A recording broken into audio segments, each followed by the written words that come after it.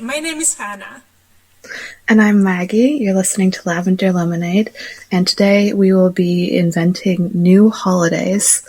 Or reinventing.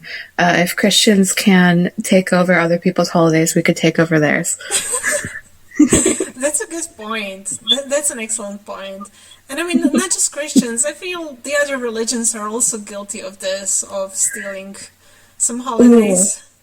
That's right. We are very inclusive in our religious criticism. Yeah, the other day I was listening a critique of Mormonism, and it turns out they took a lot of their rituals and lore from Scientology, I think. I cannot take Mormons seriously. Okay, Christianity in general, all of the Abrahamic religions, I'm like, okay, let's have a talk about what's going on here. But Mormons specifically, that is embarrassing. I'm so sorry. You could not be more clearly started by a con man. I don't know where we go from here. No, you're right. It was a sexual predator who started the whole thing. Right. And that's not complete sympathy to people who are born into it, because you're raised with very controlled information. That's not to say that I'm not calling Mormons stupid. No, oh my god, we're so not doing that, because we know when you're born into it, you are not told any of this. You're told that he's a godly man and he only had one wife and he was the best person to ever exist, and all of the information about predatory sexual behavior or polygamy, that's withheld. They don't even find out until way later. Right. See, they try to frog boil you. They don't they don't want you to know until you're too deep into it. So anyway, we were gonna go about inventing our own holidays, and these are gonna be female-centric holidays. Yes, good holidays. Yeah. Because it's very silly. It becomes very silly, some of these ones. They're trying so hard to be male-centric that it's you've lost the plot. I was wondering if you were going to say you lost the plot, and you said it. I'm so satisfied. There we go. Okay, so Maggie, you have mentioned knowing about an ancient festival in Greece that nobody found out about. Can you tell us about this? Well, somebody found out about it, but it's not well known. Yes, okay. So this was something that I found out in one of my college courses. Actually, funnily enough, taught by a professor who I would describe as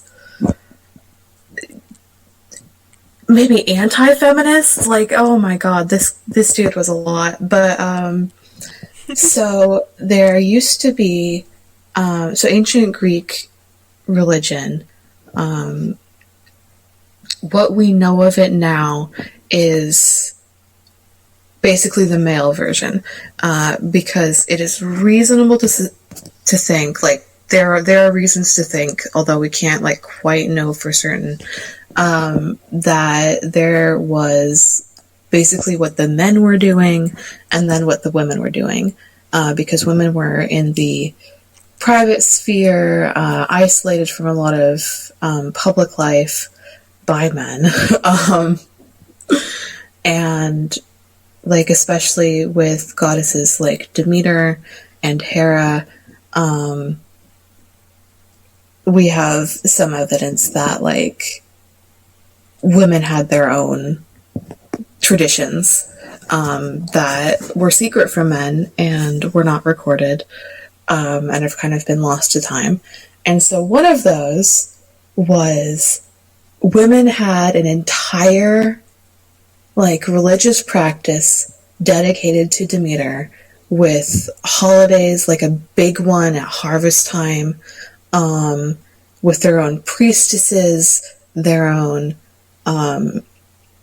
religious rituals, symbols, practices, talismans, everything. And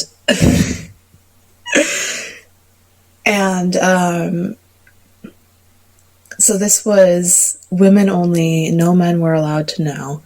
And in fact, this cult, by which I mean small religion, this cult of Demeter, eventually ended because Christians killed them. I mean, of course they did. Of course they did. Is there anything else Christians do? I couldn't believe it. He said, yeah, Christians tortured them to death for their secrets, which they never gave up. Demeter's priestesses never told the Christians any of their secrets, and they were tortured and killed into the end of that religious practice, or into obscurity. And so that's something that, like, I think it would be silly to be like, oh, like, we could just do it. Like, whatever we do now is going to be the successor of, because we don't know what their secrets were. That's lost. But I think we could do something in that spirit with respect to that, you know, to have a fall holiday. It can replace, this is very America-centric, but it can replace our Thanksgiving, because that's kind of... Oh! That's kind of a sham holiday. I wanted to continue on the Greece goddess ritual, because what I know about Demeter is that she's the goddess of the harvest and goddess of the vineyards. So whatever holiday they were doing dedicated to her was happening in the fall when the harvest is happening.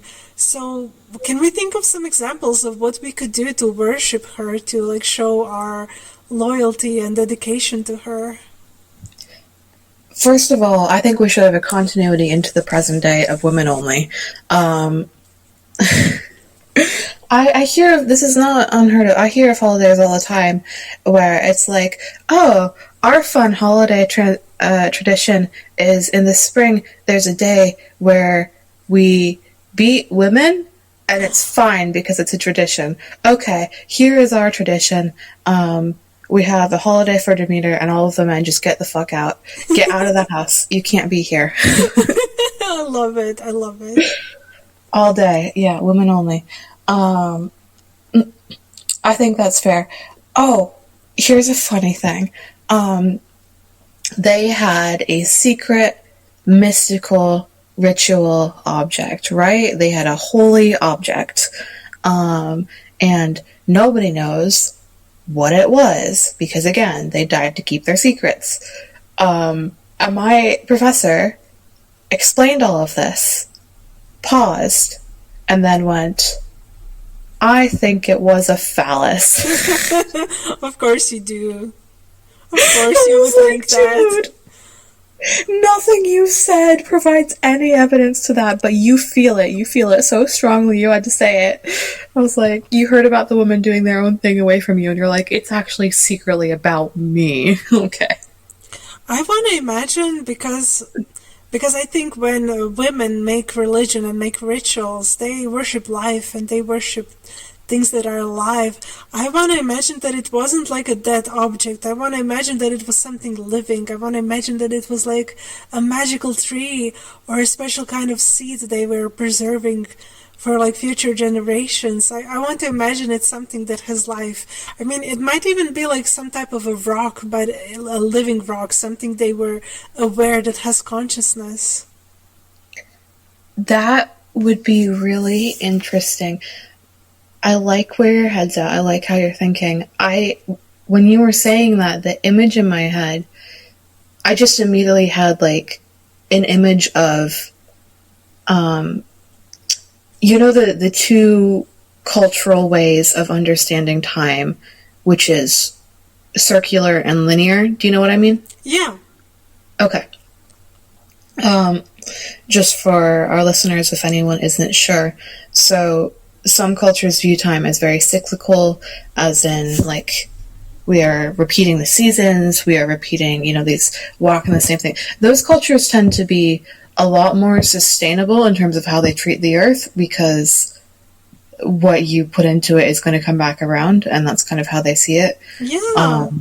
so you are renewing it for future generations. And then there is a linear way of viewing time, which is, there was a start, there will be an end, that's the Christian viewpoint, and subsequently the sort of Western viewpoint. And those cultures don't tend to be sustainable. Yeah. More prone to like death cults and that sort of thing, because they believe in a end of the world, which once you have that idea in your head, it's going to change the way that you think and view the world and yourself. So that's what they are. Yeah, I guess. Oh, sorry. No, go ahead, Hannah. I was going to say that feels like people could easily allow themselves to become extremely irresponsible in how they handle the nature and the land, because for them nothing has any consequences. The world is going to end, nothing matters, so destroying everything around themselves feels justified. Yeah. And Christianity does cut you off from the world, the whole idea of worldly possessions not mattering or even being sinful and holding you back, and your actual true reward being only achieved after death. It's a bad mindset, and it does bad things to people. Yeah, exactly. But I say all that to say that, as you were talking about Demeter's harvest and their ritual object being alive, which, brilliant idea, I love the way you think. The image that came to me is seeds. Because I think it's very reasonable that there could be, I'm not saying that this is what they believe, but this concept in general, I think it makes sense to consider seeds as a continuation, as in these are, every year we present the same seeds. Here are these seeds, and we're going to plant them in the spring, and then we're going to harvest, whatever, and then present the seeds again. But they're the same seeds, they've just been through the cycle. Does that make sense? Yeah, of course. I mean, that's actually something I do every year. And it is in the autumn that I have most of the seeds that I'm preserving, so this makes perfect sense to me. Oh, fantastic. Yeah. Because I think that would be really interesting to present the same seeds every year and be we've been presenting these seeds for generations, and they're the same seeds. Yeah, and at the same time, the seeds are source of food. So we are basically saying this is what is going to feed us. This is the source of our life. Yes. I think that's very beautiful, and it means something. You don't have to make up a meaning, because the meaning is just right there. Exactly. And it matters. It's self-explanatory once you understand how planting seeds and how growing food works. The seeds are everything. Yeah. I really, really like that. Okay, I think we've got that holiday unlocked. So we've got a fall holiday. Yay! We did it! Oh my god, should we name it? No, that's too much. Well, I think so. Demeter's harvest, the festival of Demeter. Yes, I was thinking we should just use Demeter's name for it. It can be Demeter's holiday, Demeter's harvest. Yes. Yes, but you have to be respectful of it, because it's not generic. It is very specifically inspired by and coming out of the Greek religion. So you have to be respectful. Yeah, of course. Okay, so that is in the fall, and then do you have any ideas about any Croatian holidays or anything like that could be? Oh, yeah.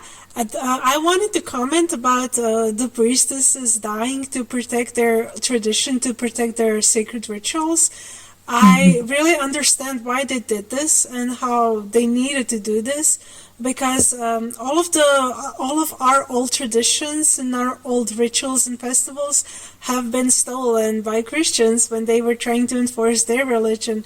And most of people here don't know and don't understand that we are still doing the pagan rituals, but we have just named them Christian. For instance, the winter solstice, that's when we celebrate Christmas, right? Mm-hmm. Yes, and right before Christmas, there's the period of Advent, and we have an Advent wreath, and most people here do that. They have like a circular wreath. It's usually decorated with branches, and we have 4 candles on them. And for us, the color of the candles don't matter. You have mentioned you have different colors, right? Yes, I was raised in the Roman Catholic tradition, and for that one, there's a specific order, and it's 3 purple candles and 1 pink candle, and I think it goes 2 purple, 1 pink, 1 purple, which I'm willing to bet, I haven't looked this up, I'm willing to bet that they took that from some religion somewhere. Did they give you any explanation to why the colors are like this? Yeah, there's a lot of color symbolism in Catholicism. Like the priests' robes, I think, would also match, and it was the same color symbolism. But I don't remember, and also I don't care what Christians think. Yes. No, so basically, they didn't even try very hard to explain why is it like this. Basically, it's not the point. It doesn't really matter. They just told you these are the colors, that is how it must be. Yeah, kind of. You kind of just do it, and don't think about it too hard, which is the anthem of Christianity, truly. But please continue talking about Croatia, and then I might have something to say, but keep going. Yeah, I was gonna say, so we don't, I was also raised like Catholic Christian, but the color of the candles didn't matter, and I only later found out that each candle was supposed to represent a different type of saint. So they just named them, like this is the candle of the Saint Peter or Saint Ivan or whatever. Nobody really knew all of the names. Nobody knew why it was that. But this is actually not true, not the true meaning of the wreath and the candles.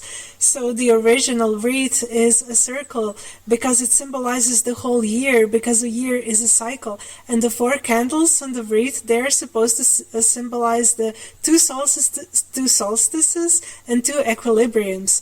So in the preparation for the last solstice, the winter solstice, we would create a symbolism of the whole year and light candles each week to symbolize another part of the year right until it ends. Like, it's so poetic, it's so beautiful, and it makes so much sense.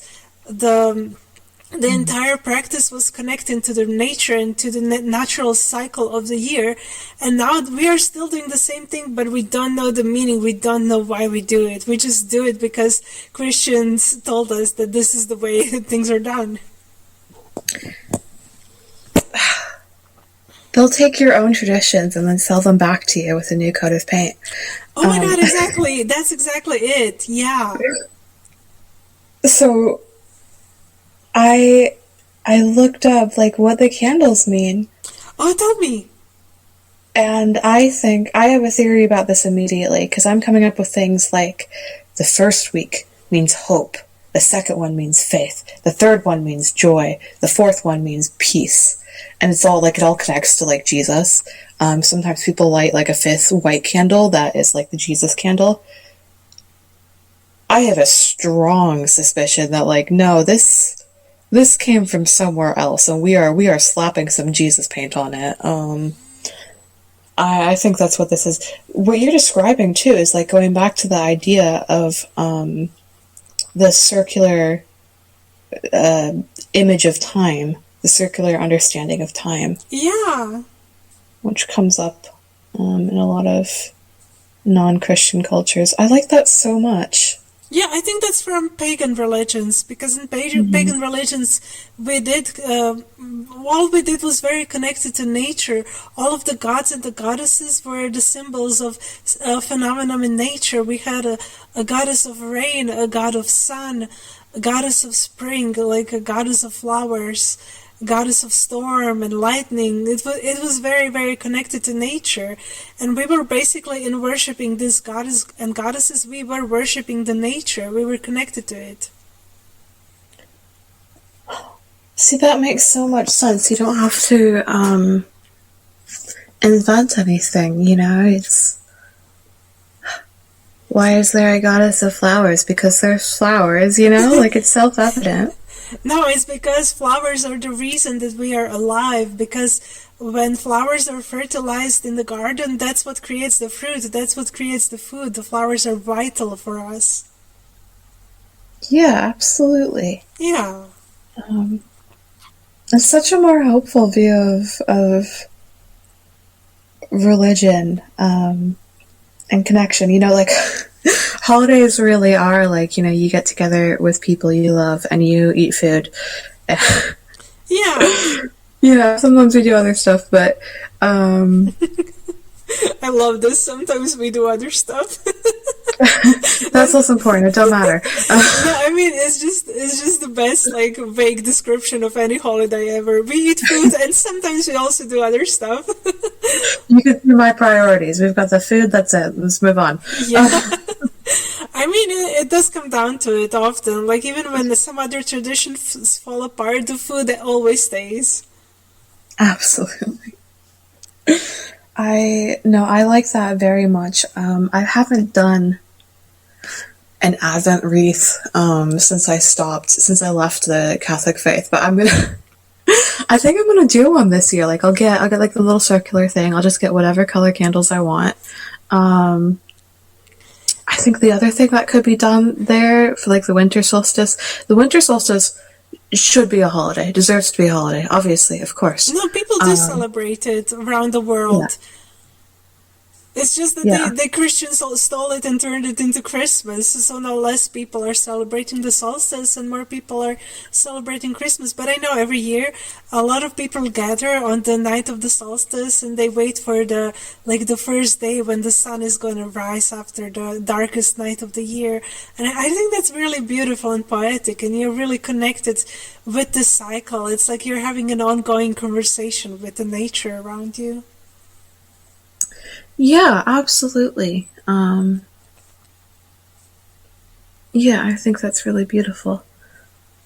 I was gonna say something else and I've lost it. I've lost my entire thought. Okay. I just want to say more about the solstice, that originally there's also a lot of other Christmas traditions that were pagan. For instance, pagans would bring in evergreen branches into their home to decorate, because, people used to not have electricity, so everything was very gloomy, everything was very dark, so they would bring in evergreens inside just to kind of cheer themselves up, to make more color inside of their homes, so not everything would be gray. And it was basically to ward off the seasonal depression. A lot of these holidays were made just to create a more colorful, happy environment, so the people would be less depressed about it being so dark and long and cold.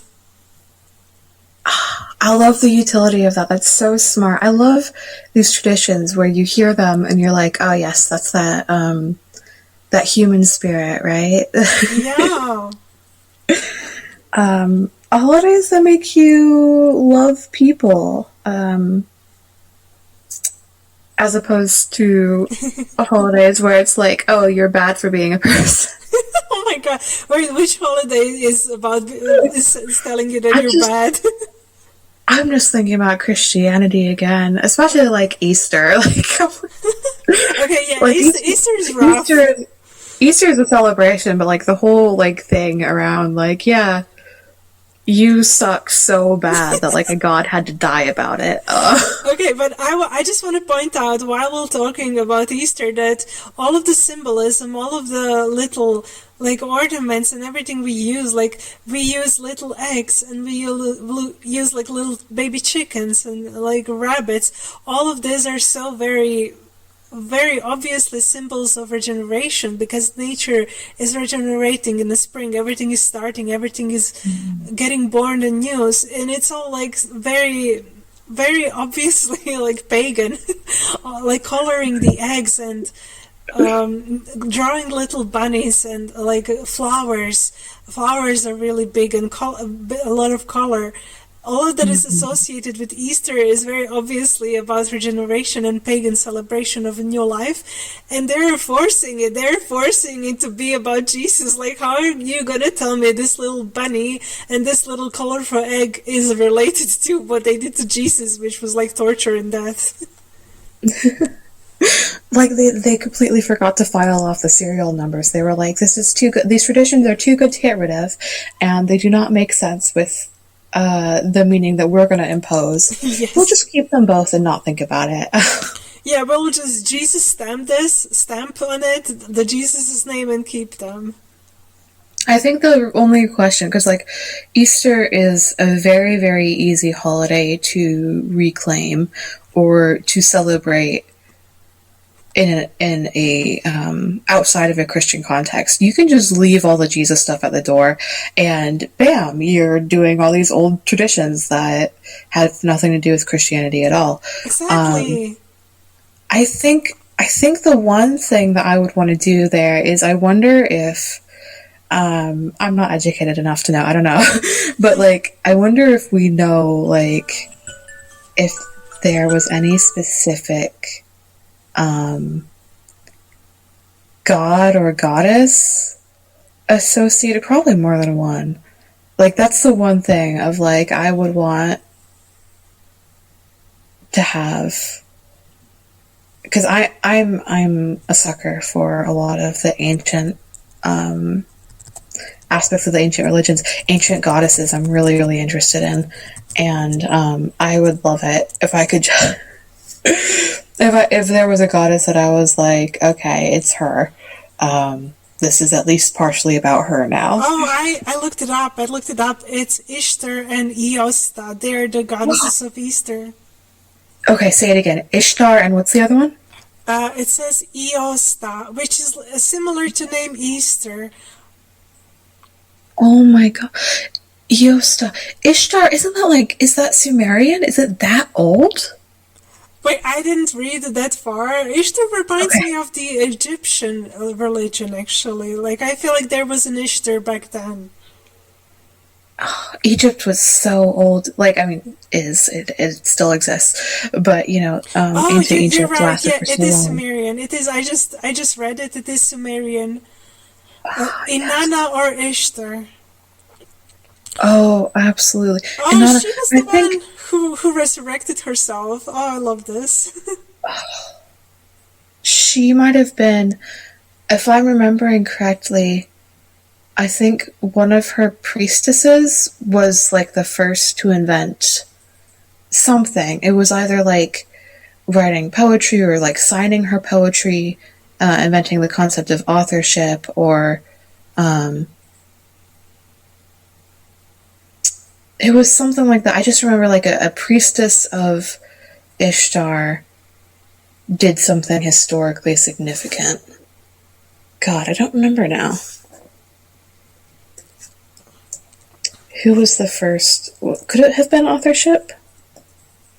I have no idea. I'm trying to listen to you and read at the same time. But all that I'm reading is basically that she resurrected herself from the underground world. Okay, yeah, see, Tumblr, if we were like organized professional people, we would have done all of this beforehand. But we are very casual. We will just have talks. We'll have fun, good talks, and you can hang out and talk with us. I hope people do. We're going to post this, and I hope that people do give whatever thoughts they have in the comments or reblogs. Also, I got the answer I was looking for. Yeah?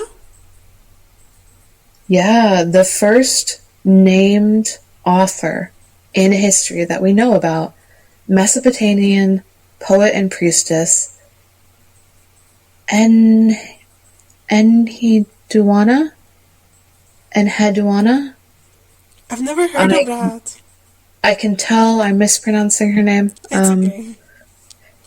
I feel like the way that like Americans instinctually try and pronounce like anything that I ever like try and pronounce that I've not heard, I always get it wrong.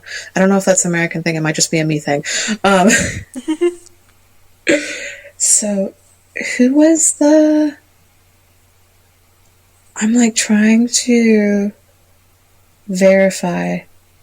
Okay, so she was the high priestess of the moon deity, Nana Suan. I love that moon deity. Yeah. I have no idea why I had her in my head connected to Ishtar. So that's interesting. No, my lack of knowledge is even more embarrassing because I realized while talking to you about this that the reason why I connected the name Ishtar to Egyptians because it was in Yu-Gi-Oh anime. This is so embarrassing. I know nothing. I'm a fake. Fake. Fan's the wrong word. We're talking about religion. But no, it's okay. Oh, and I figured it out. It's because, so this priestess, melded the beliefs and rituals, I'm reading from the BBC article, beliefs and rituals associated with the Sumerian goddess Inanna with those of the Akkadian goddess Ishtar. Okay. Yeah, I have the name Inana here in my article, but they say Inana and Ishtar are the same person. So I think that they weren't the same person and they became the same person. Because there was a Sumerian goddess and an Akkadian goddess. Oh my god, so did they do the lesbian marriage? Did they get married and become one? Lesbian marriage. Yes, they're lesbian married now. You know, when you were talking about the like colors of the candle, that really reminded me of the original lesbian flag because it is pink, white, and purple, right? Oh my god. Really? Okay, so like pink, white, and purple. A little bit. So the lesbian flag is pink, white, and orange. It is now, but the original one, the first one, was pink, white, and purple, and then it was decided that because the person who made it was a bad person, I don't remember why she was problematic, but someone had a problem with her, or yeah, I think it wasn't her. I don't remember. There was a lot of drama. So the flag was boycotted, and then someone else invented the orange version, and now we are using the orange version. Okay, that's interesting. Because that's the striped one. Because I think the actual like original lesbian flag is the labyrinth. Yeah, the labyrinth and the purple. Yes, it is. You're right. I forgot. That's my favorite. That I really like that, especially because like I know that one of the reasons people don't necessarily like it is because it wasn't invented by a lesbian, it was invented by a man, Sean Campbell. But if I remember correctly, I think that he was gay. It was like a gift to lesbians. Oh, well, that's okay then. Right, like don't quote me on that. That's just off the top of my head. But like, I really like that, especially like because it builds on. Again, we're being American centric. I'm so sorry. It's okay.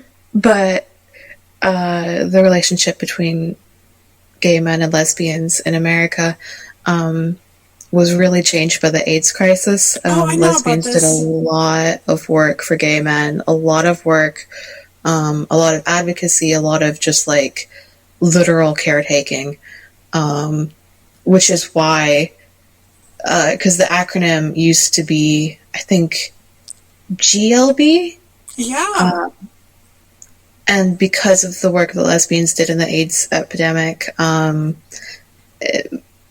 L was moved to the front of the acronym. Yeah. And so, like, when I hear that, like, a gay man in 1999, like, made a lesbian flag for us, I'm like, oh, was that, like, that feels like a gift giving, like, back, or just, like, in that spirit of reciprocity, and I really appreciate that. Yeah, that's okay. Yeah. You know, I think most of what I know about lesbian and gay culture is probably from America because there was one day that I was thinking, like, I should know the LGBT history of my own region. So I went to look it up, and do you know what I found? What'd you find? Nothing. There was nothing. So I was like, oh, this is why I don't know anything. There's no recorded data. There's no history for me to find. That's my only thing I can learn is just the scraps I find on the internet. So what you said is exactly what I knew. I knew about the AIDS crisis, about moving the L to the front. I didn't know that the flag was a gift, but I do love the flag. I think it was. That's a I'm half theory. remembering this. Okay. But I think so. Okay. That's the word in my head as I'm hearing you is iconoclasm, which is wrong. Iconoclasm is the breaking of religious symbols, and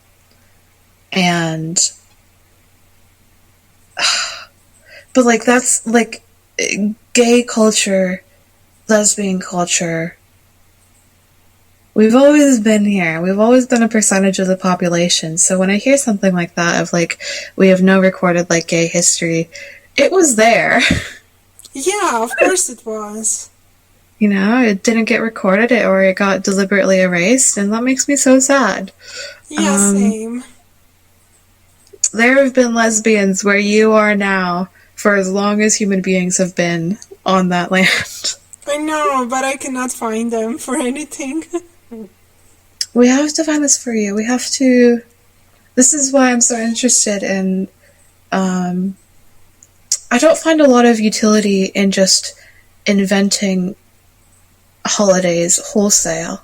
I could say the 13th of July is now a holiday. And, you know, like that's not, like you won't get time off of work, you know, like you feel like you're doing everything alone. Whereas if you say, okay, I'm going to celebrate the winter solstice, you know, on the 25th of December, then you are actually tapping into something very old, but also in a way you get to celebrate with everybody around you and have that community and feel connected to people, which is so important. Yeah, definitely. So that's what we're trying to do. We're trying to people always talk about reclaiming, usually reclaiming slurs. We are reclaiming holidays. Yeah, let's do it. And we were also going to invent our own holiday that is very female-centric, like the one with the meter. So my idea about that is that since it's a female-centric holiday, that it should definitely be centered around menstruation. Okay. Beautiful idea. Yeah, and it should be happening on the full moon. It should only involve women, and we should have a sacred ritual where we are celebrating the menstruation and the menstrual blood. And I feel like we should feel as comfortable as possible about it. We should feel like this is sacred, because this is in fact another source of life. If we were not menstruating, there would be no humans on earth. So this is something very worth celebrating, very worth centering and making a whole ritual about it. And we were also saying, like, whoever is actually menstruating during that period, it should be, like, on the front. She should be carried around, like, small... She should get a crown. She should get a crown. Women should carry, like, small plates to her with, like, a tablet of ibuprofen so she can be free of cramps. You've talked on your blog a lot about... the river and the river helping you with your cramps. Yeah. And things like that. And I am very interested. I think that water, for some reason, water seems connected. Water, the full moon, and menstruation. I kind of feel like, obviously this would be a holiday that is celebrated, like, after dark. It would definitely be a feast. I think what it is like, it might be like, okay, at night, the women are going to go out and celebrate under the full moon. We have to dance under the full moon. Yeah. We have to.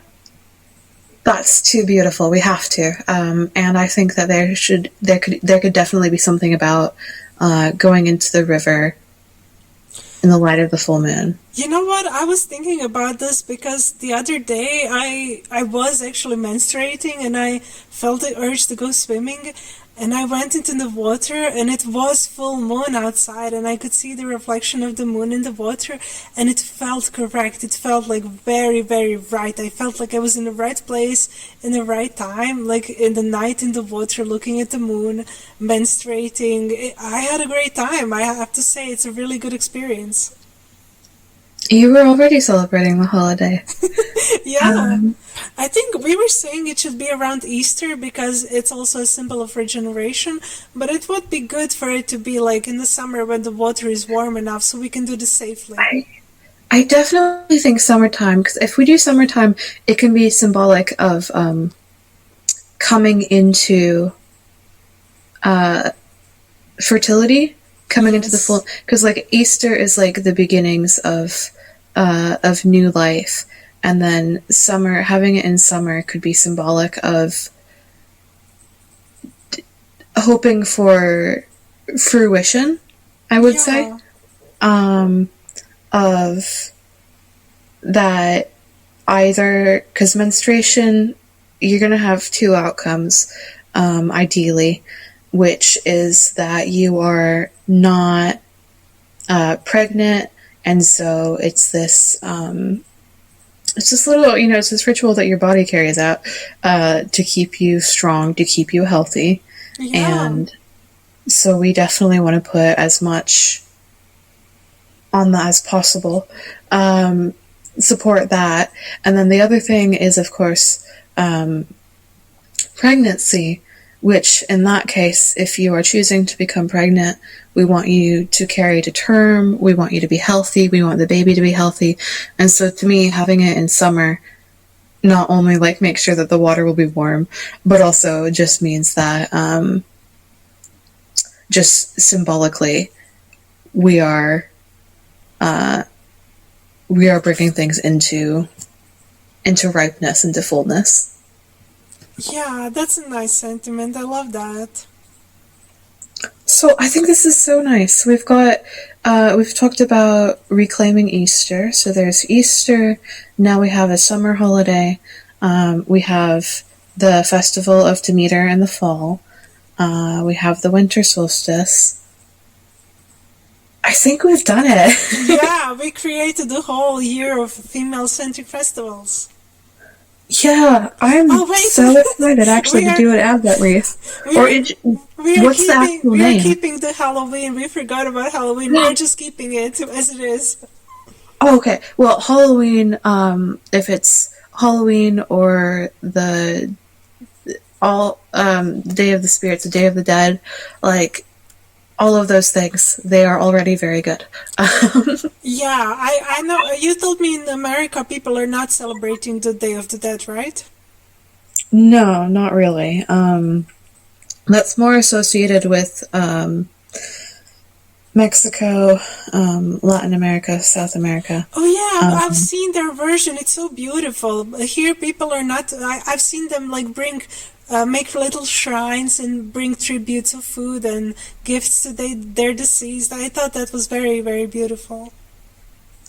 Yeah, I definitely agree. Here we America. Oh, sorry.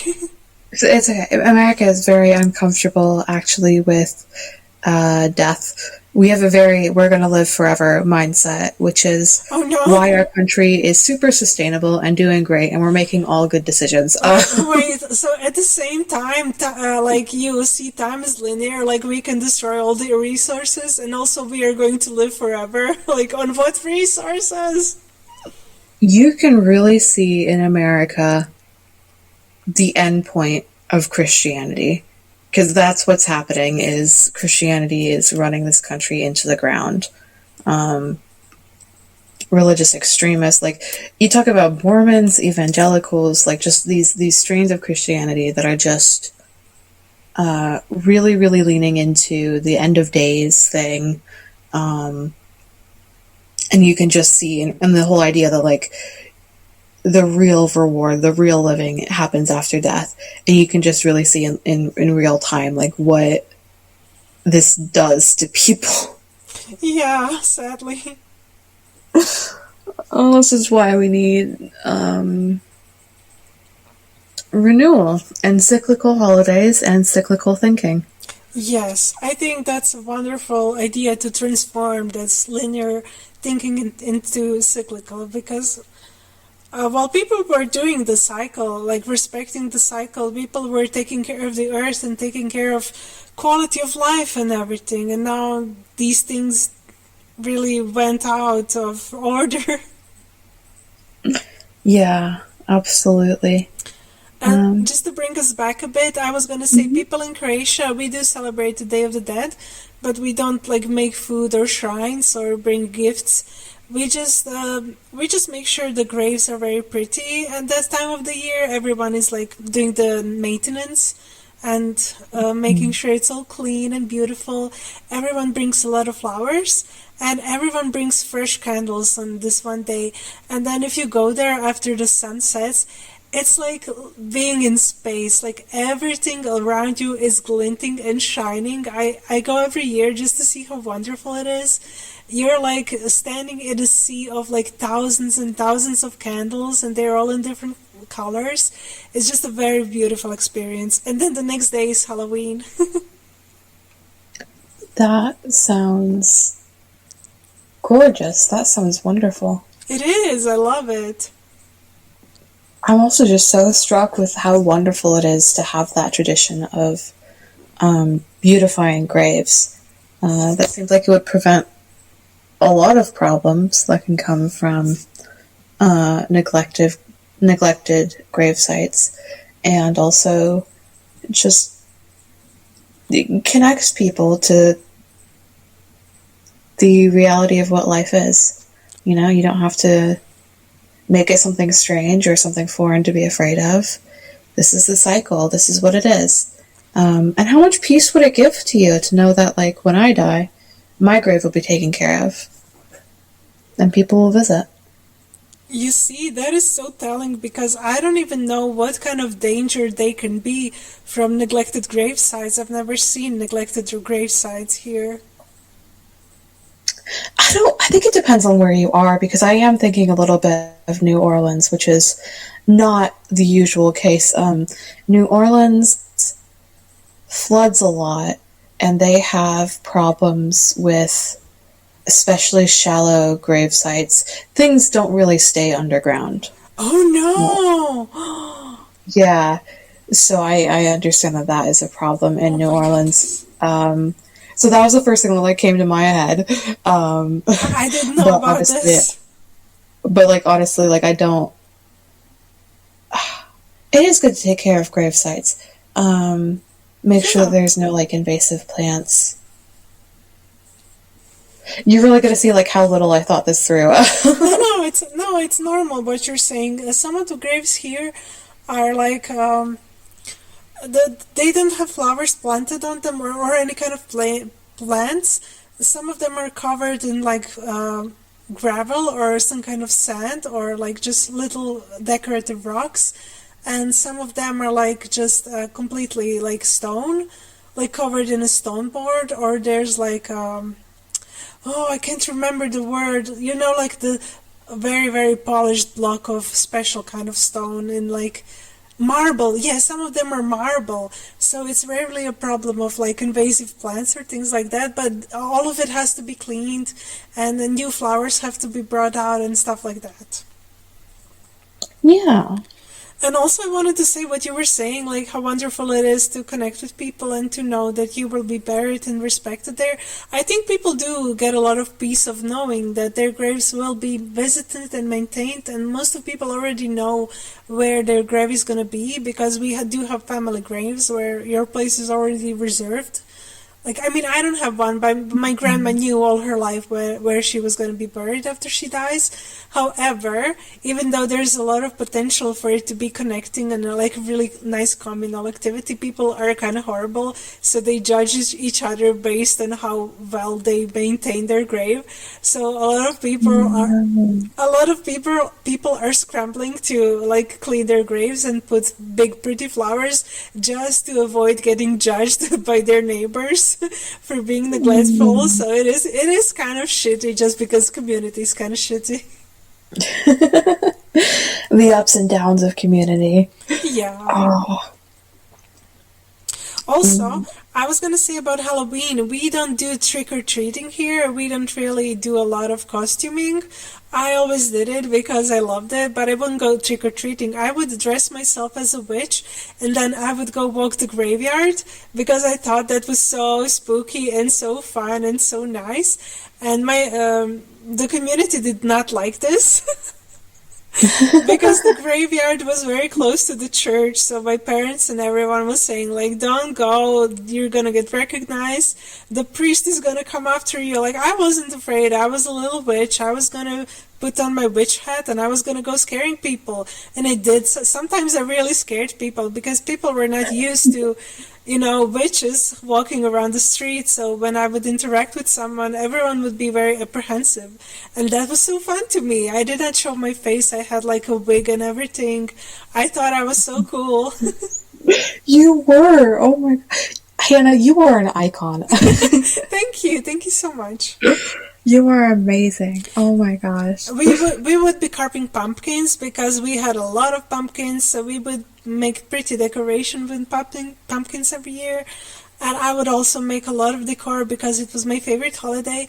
And it's not called Halloween in here, it's called Witches' Night. So even in the name, it is specifically female-centered. It was like, this is the night of the witches. So I felt like this was mine. And also the fact that the church was against it was just adding fuel to the fire. And you were right. Good for you. Yes. Reclaim it from the church. Show dominance to that church. Oh, no, I love that for you. That's fantastic. Thank you so much. I do feel like this is enough for Halloween. Just dressing up and having fun and being a little spooky and creepy, trying to communicate with ghosts and demons. I mean, trick-or-treating, I understand how it's super fun for the children, but as adults, I feel like we should just dedicate a day to the spooky and the creepy and just tell stories. I love spooky stories. I do think so. First of all, telling stories, beautiful setup for any holiday ever.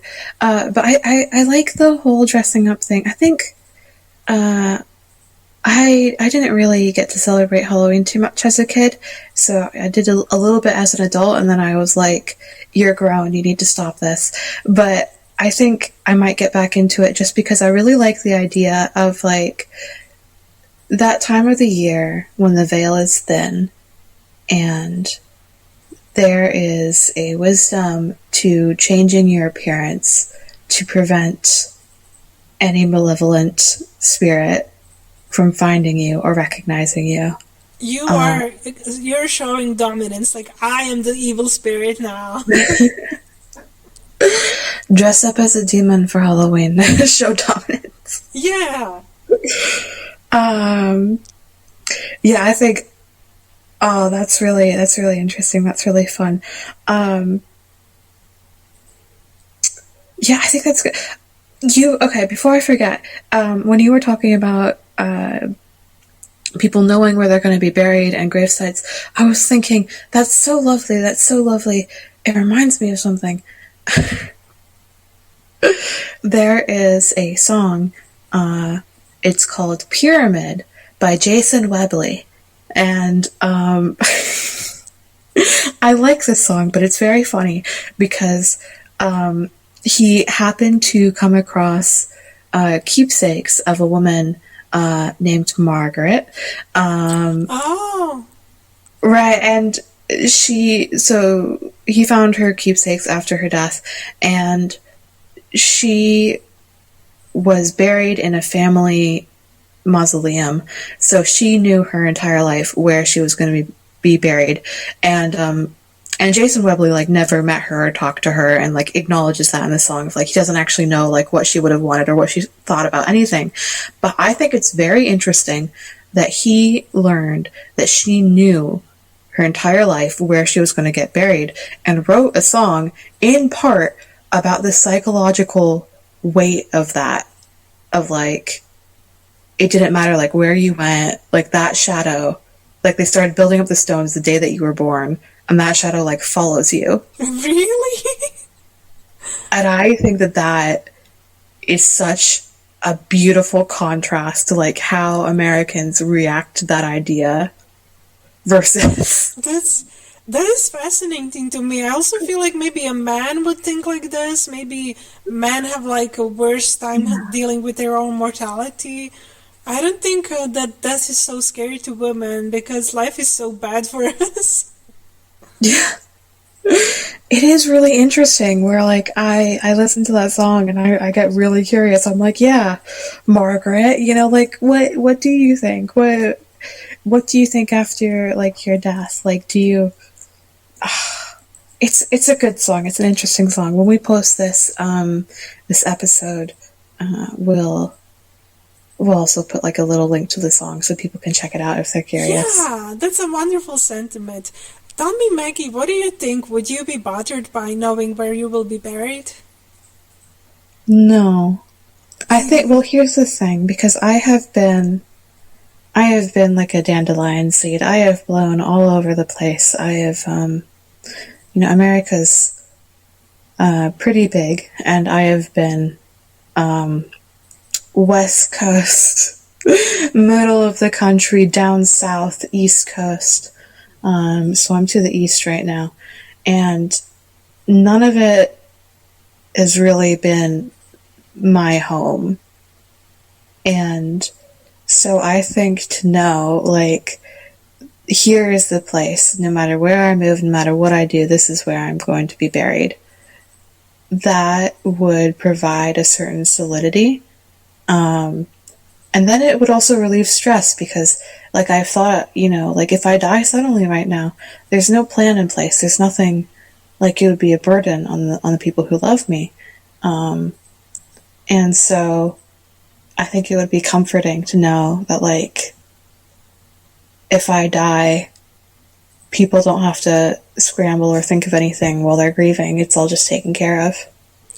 That is a beautiful way to think about it. I also love the metaphor that you used, that you were like a little dandelion seed.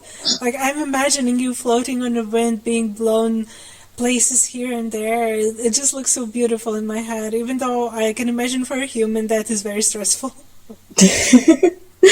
It's been interesting. It's been interesting for sure. You become very...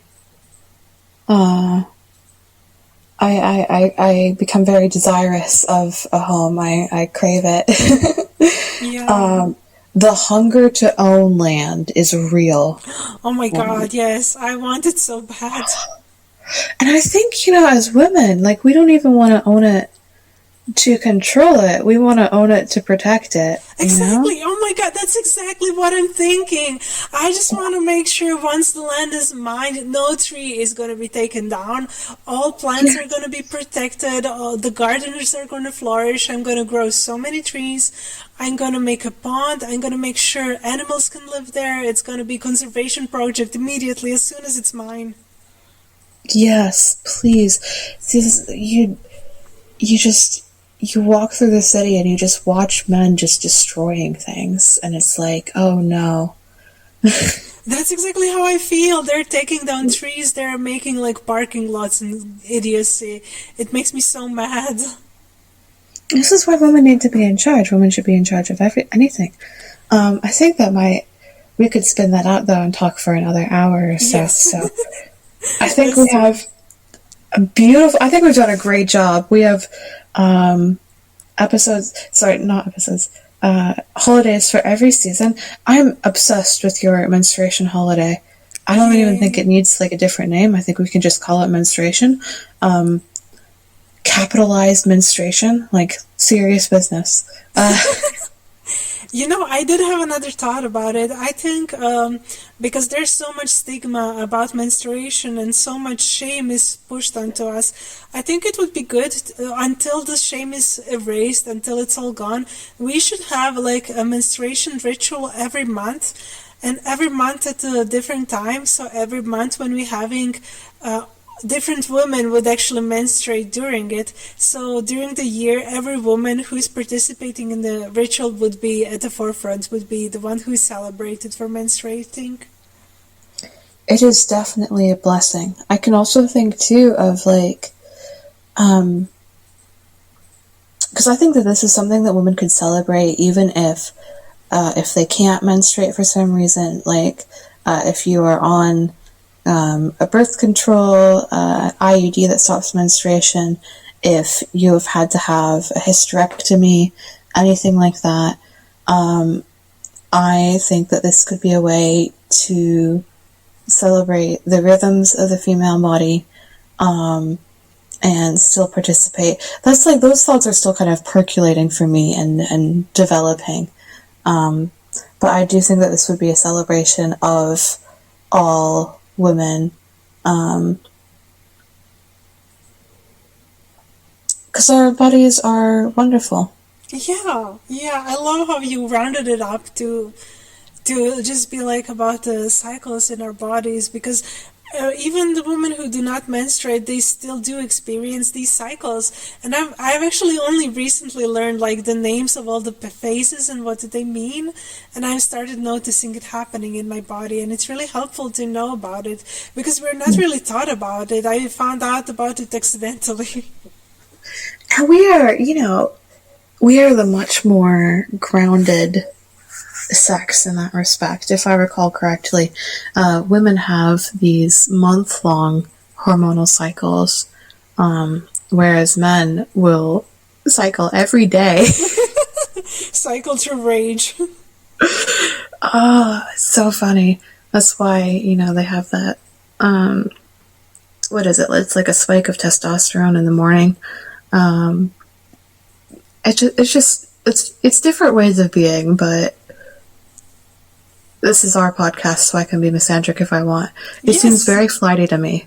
Like every day you do it, and you're not like doing it every month, like in tune with the tides and the moon and the goddess. Like, that's why they're so disconnected from everything around them. They're just in their own little bubble.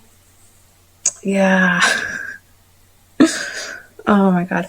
But I think we've done it. I think we've won. We've won podcasting. We've succeeded. Congratulations to us. Yeah. I'm proud. This makes me feel really excited about holidays. Yeah, me too. Okay, that's a hard thing to get into, like, as an ex-Christian, so. Yeah. Okay, for our listeners, this was our pilot. This was our first episode. We actually recorded it before, but the recording failed, so now we did it again. We went through this twice for you, and we hope that you enjoyed it. And also, if you want to talk to us, if you want a guest, we also accept guests. We want to talk to more women. We want to hear opinions. We are just having fun. This is nothing serious. We're just talking and trying to make something that would be just for women. And don't test us. We'll record it a third time. We don't care. We're crazy. Yeah, we're gonna fight for this. Yeah, absolutely. So when you've heard us talking about like, oh, I think you said this, I think you said that, that's what we were referencing, the first recording. Yeah, we took notes so we could recreate this for you. And really, it's much different from the first time. Yeah. No, but I hope you've enjoyed hanging out with us, and I hope you have a wonderful day. This was Lavender Lemonade, and oh my god, we will be. I've run out of words. We will be posting again soon. See if we can edit that out. My dumbassery. No, I think you were lovely. And yes, you said everything perfectly. So you were listening to Maggie, and my name is Hannah. Thank you for listening. Bye-bye. Bye.